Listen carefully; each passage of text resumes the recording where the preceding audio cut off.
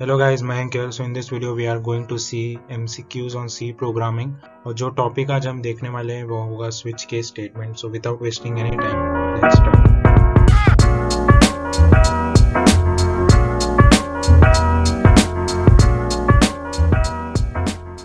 तो पहला क्वेश्चन हमारा कुछ ऐसा है कि हमें पूछा है कि which of the following cannot be checked in a switch case statement and our options are A character, B float, C is integer and D is all of the above. ये क्वेश्चन हमें एक पूछ रहा है कि switch के statement में हम कौन से कीवर्ड यूज नहीं कर सकते.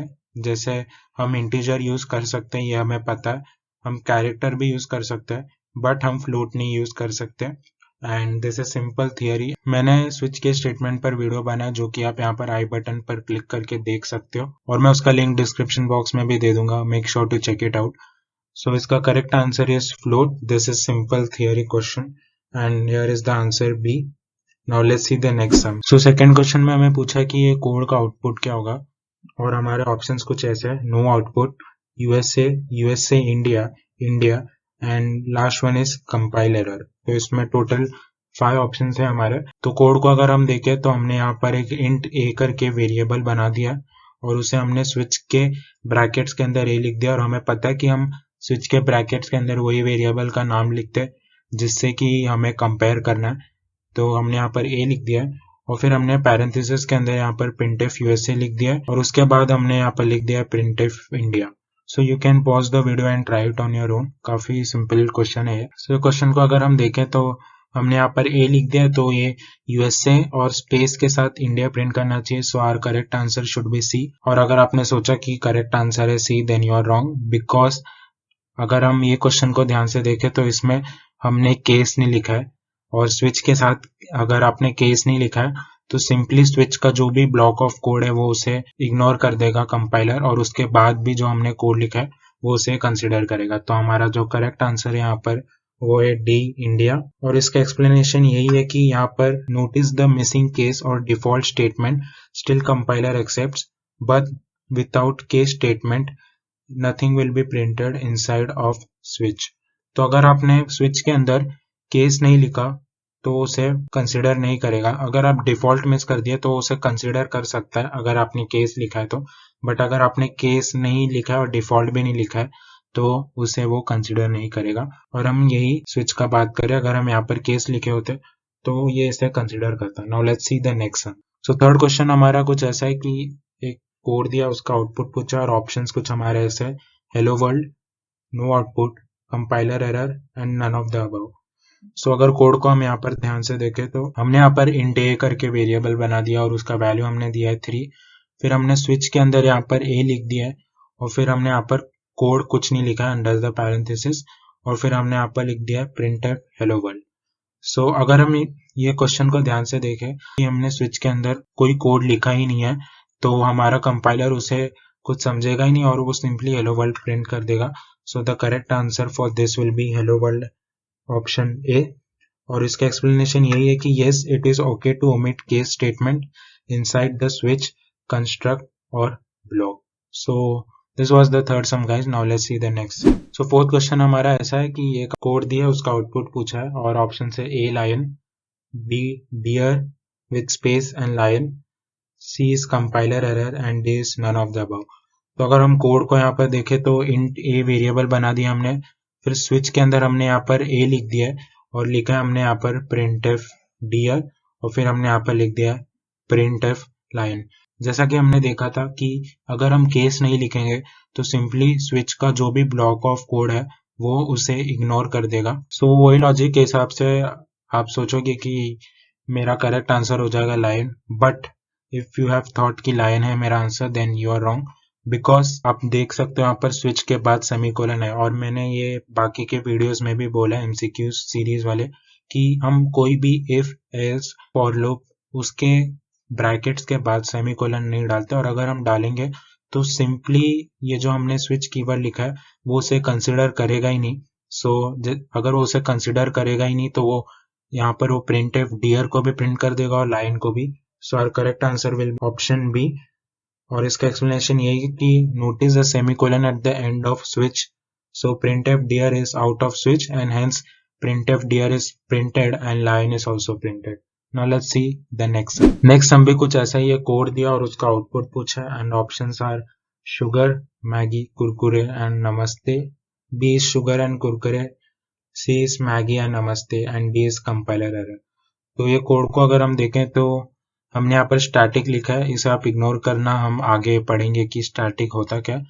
बट ये समझो कि हमने इंट ए करके एक वेरिएबल बना दिया है और उसे हमने 5 वैल्यू दिया है और हमने यहाँ पर स्विच के अंदर लिख दिया है ए और केस में हमने लिखा है 0 और 0 के साथ हम प्रिंटफ करा रहे शुगर एंड देन ब्रेक और फिर हमने केस के अंदर वैल्यू दिया है 5, फिर हमने यहाँ पर लिख दिया printf Maggi and Kurkure. Case 10 के अंदर हमने यहाँ पर वैल्यू दिया है प्रिंटफ कुरकुरे और स्विच का कोड का जो ब्लॉक है उसके बाद हमने यहाँ पर लिख दिया है प्रिंटफ नमस्ते. सो अगर हम यहाँ पर देखें, हमने ए को हमने वैल्यू दे दिया है पहले ही 5, सो केस 5 देखेगा और केस 5 में हम प्रिंटफ करा रहे हैं मैगी, सो पहले तो मैगी प्रिंट कर देगा. तो अगर हम यहाँ पर ऑप्शंस को ध्यान से देखें तो सबसे पहले यहाँ पर शुगर प्रिंटेड है, सो मेरा option A will be eliminated. B में भी शुगर है तो B will be also eliminated and D है कंपाइलर एरर, तो ये भी एलिमिनेट हो जाएगा and our correct answer will be C. और इसके बाद नमस्ते प्रिंट हुआ इसके लिए क्योंकि हमने यहाँ पर ब्रेक दे दिया है और जैसा कि हमें पता है कि ब्रेक से हम लूप के बाहर आ जाते हैं, तो यहाँ पर वो प्रिंटफ नमस्ते जो है उसे प्रिंट कर देगा and our correct answer will be option C. और इसका एक्सप्लेनेशन यही है कि after matching 5 will be printed and break cause control to exit the switch immediately. Now let's see the next sum. So sixth question भी कुछ ऐसी हमें code पूछा है और उसका आउटपुट पूछा है और ऑप्शंस है हमारे A Yahoo, B is Yahoo and Google, C is Mozilla, Yahoo and Google, D is compile error. तो अगर हम यहाँ पर देखें तो int k करके हमने यहाँ पर k का वैल्यू दे दिया 20, फिर हमने स्विच के अंदर एक्सप्रेशन के अंदर लिख दिया है k और फिर हम केस 24 के अंदर लिख रहे हैं प्रिंटफ मोजिला और केस 25 के अंदर हम लिख रहे हैं प्रिंटफ याहू. जैसा कि हम देख सकते हैं केस 24 के साथ हमने दिया है यहाँ पर ब्रेक और 25 के साथ दिया हमने कंटिन्यू और हमने यहाँ पर दे दिया प्रिंटफ इंटरनेट. सो आप सोचोगे यहाँ पर कि के 25 तो केस 25 चेक करेगा और वो याहू प्रिंट कर देगा और फिर कंटिन्यू है तो वो नेक्स्ट आइट्रेशन को स्किप कर देगा और हमारा इंटरनेट प्रिंट हो जाएगा. So our correct answer will be Yahoo and internet और ये ऑप्शन में भी नहीं है. तो अगर आप ये ऐसा सोचो तो दिस इज सिंपली रॉन्ग. और दूसरा सिनेरियो ये आप सोच सकते हो कि यहाँ पर कंटिन्यू लिखा है तो ये चलेगा नहीं, तो इसके लिए हमारा प्रिंटफ इंटरनेट प्रिंट हो जाएगा. So our answer will be internet, but internet भी ऑप्शन में नहीं है. सो इसका करेक्ट आंसर है सिंपली कंपाइलर एरर और इसका रीजन ये है क्योंकि हमने यहाँ पर स्विच के अंदर कंटिन्यू यूज किया है और हमें पता है कि हम स्विच के साथ बस ब्रेक ही यूज करते हैं, कंटिन्यू हम यूज नहीं करते. So our correct answer is D और इसका यही रीजन है कि you can not use continue statement as switch is not a loop like for, while and do while. So अगर for, while and do while loop होता तब हम continue use कर सकते हैं, बट जैसा कि ये स्विच है तो इसमें हम ब्रेक ही यूज कर सकते हैं. और अगर आप कंटिन्यू यूज करोगे तो आपका कंपाइलर अगर VS कोड है तो यहाँ पर प्रॉब्लम दिखा देगा और ये बोलेगा कि कंटिन्यू स्टेटमेंट में only be used within a loop. So वो लूप में ही यूज हो सकता है, ना कि स्विच के स्टेटमेंट में. Now let's see the next sum. So next sum में हमें एक कोड दिया और उसका आउटपुट पूछा हमसे. सो ऑप्शन है silver, tin, gold and D is compiler error. तो अगर हम ये क्वेश्चन को देखें ध्यान से तो हमने यहाँ पर स्विच के अंदर हमने यहाँ पर एक वैल्यू दे दिया है 420.69 और यहाँ पर केस में हमने लिखा है 420.69 then printf silver and then break और फिर हमने यहाँ पर दे दिया है case 421 printf gold and then break और फिर हमने यहाँ पर दे दिया डिफॉल्ट प्रिंटफ टीन और स्विच का जो कोड ऑफ ब्लॉक है उसके बाद हमने यहाँ पर दे दिया प्रिंटफ कॉपर. सो गाइज यहाँ पर एक स्मॉल मिस्टेक है कोड में, सिंस ये फ्लोट है तो हमें एक फ्लोट वेरिएबल बनाना पड़ेगा ऊपर. सो आप फ्लोट वेरिएबल बना के स्विच यहाँ पर लिख सकते हो. तो अगर ये कोड को देखें हम तो आप ये सोच सकते हो यहाँ पर कि केस 420.69 को कंसिडर करेगा, सिल्वर प्रिंट कर देगा और ब्रेक होकर वो सिल्वर और कॉपर प्रिंट कर देगा. सो अगर आप यह सोच रहे हो तो this is wrong and correct answer for this is answer D. ये इसके लिए क्योंकि हमने ये फर्स्ट क्वेश्चन में डिस्कस किया था कि स्विच केस में हम फ्लोट को यूज नहीं कर सकते. So our correct answer is D और इसका रीजन यही है कि you can not use float, double और strings inside the switch or switch case. So this was the revision of the first question, guys. Now let's see the next. तो 8th question भी हमें कुछ ऐसी एक कोड दिया है हमें और उसका आउटपुट पूछा हमसे, और हमने यहाँ पर k एक वेरिएबल बना दिया और उसको वैल्यू दे दिया हमने 69, और हमने यहाँ पर स्विच k लिखा है और हमने यहाँ पर लिख दिया k is less than 69, then printf Tesla और ब्रेक, और उसके बाद हमने केस में लिखा है if k is greater than or equal to 69, printf Tata and then break, और डिफॉल्ट में हमने लिख दिया है printf पेट्रोल, और लास्ट में हमने यहाँ पर स्विच का जो कोड ऑफ ब्लॉक है उसके बाद हमने लिख दिया है printf एपिक। तो अगर हम सेकंड केस को देखें, यहाँ पर case k is greater than or equal to 69 है, तो यहाँ पर इक्वल टू का साइन भी है, तो हमारा टाटा प्रिंट हो जाएगा, और ऑप्शंस कुछ ऐसे है Tesla and Tata, Tesla Tata and petrol, Tesla Tata petrol and epic, and D is compiler error.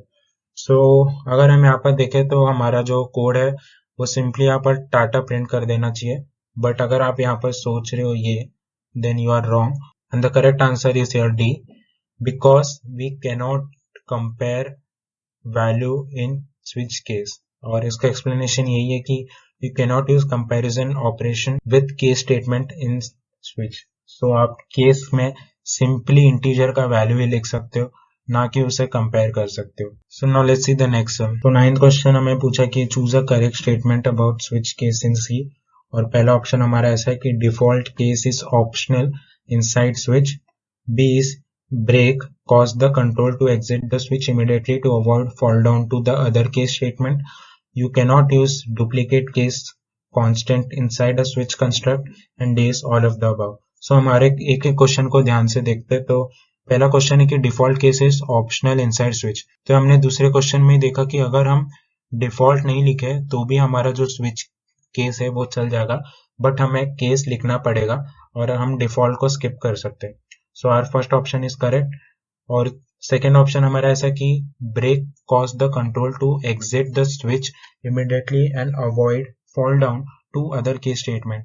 सो हमारे क्वेश्चन में अब देखते ही आ रहे कि कोई केस के बाद हम ब्रेक लिख रहे हैं तो हम स्विच के बाहर इमीडिएटली एग्जिट मार देंगे। So our B option is also correct.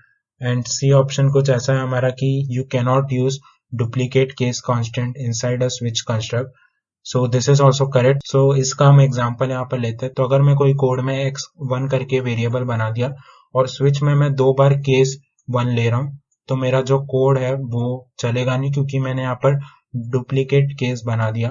तो हम डुप्लीकेट केस नहीं बना सकते इनसाइड अ स्विच कंस्ट्रक्ट। सो सी भी जो ऑप्शन है हमारा वो करेक्ट है। सो सारे ऑप्शंस करेक्ट है, तो इसके लिए हमारा जो आंसर डी है वो हो जाएगा correct, and here is the option D. So ये क्वेश्चन थियरी बेस्ड था और मैंने सोचा कि आपको पता होना चाहिए, ये आपको वाइवा में पूछ सकते हैं in college. So yes guys, this was all for this video, and in the next video we are going to see MCQs on arrays and pointers. ये काफी इंपॉर्टेंट होगा क्योंकि सेमेस्टर में काफी ज्यादा क्वेश्चंस पूछते हैं related to the topic arrays and pointers. And if you like this video, make sure to like, share it with your friends, and subscribe to my channel, guys. Till then, take care, be safe, practice daily, और मिलते हैं हम next video में। Bye guys.